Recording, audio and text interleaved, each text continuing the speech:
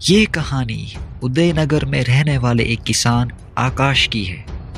आकाश यूं तो बहुत मेहनती था और अपनी जिंदगी बहुत खुशहाली से जी रहा था। उसे कोई भी फिक्र ना थी, ना तो बीवी बच्चों की और ना ही दौलत की। एक दिन जब आकाश घर से काम करने के लिए तेज धूप में निकला तो थोड़ी ही दूर चलने के बाद उसे अचानक चक्कर आ गए और वो गिर पड़ा।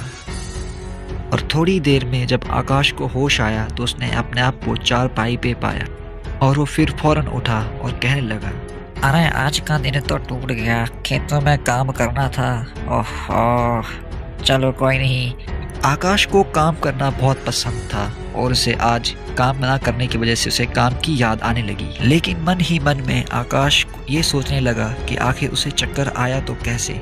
वो तो अच्छे से खाता पीता भी था। तो उसने ये फैसला किया कि वो शहर जाकर डॉक्टर को दिखाएगा और वो फिर शहर की तरफ चल पड़ा और चलते चलते एक बड़े से हॉस्पिटल में चले गया।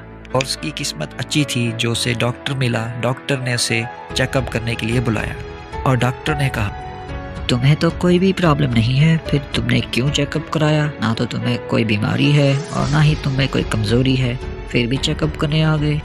ये सुनकर आकाश बहुत चौंक गया और वो घर वापस आ गया। घर पहुंचते ही वहां पर उसका दोस्त मखनू उसे मिला।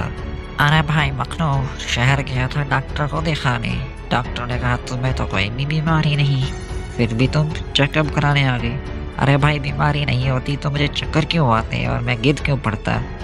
ओहो, तो ऐसी बात है। मुझे लगता है तुम पर किसी का जादू का असर है। चलो मैं तुम्हें किसी बाबा के पास ले चलता हूँ।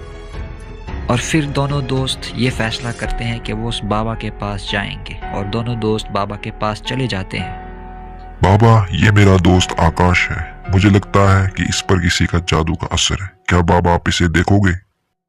हाँ बाबा, मेरा दोस्त सही कह रहा है। मुझे भी लगता है मुझ पर किसी के जादू का असर है। मुझे चलते चलते खुद ब खुद चक्कर आ जाते हैं और मैं गिर जाता हूँ। हाँ, तुम दोनों सही जगह पे आए हो बच्चों। मेरा नाम बाबा तिकड़म है और मुझसे कोई भी जादू नहीं बचता। तुम्हारे इस बीमारी का इलाज मैं अभी कर देता हूँ।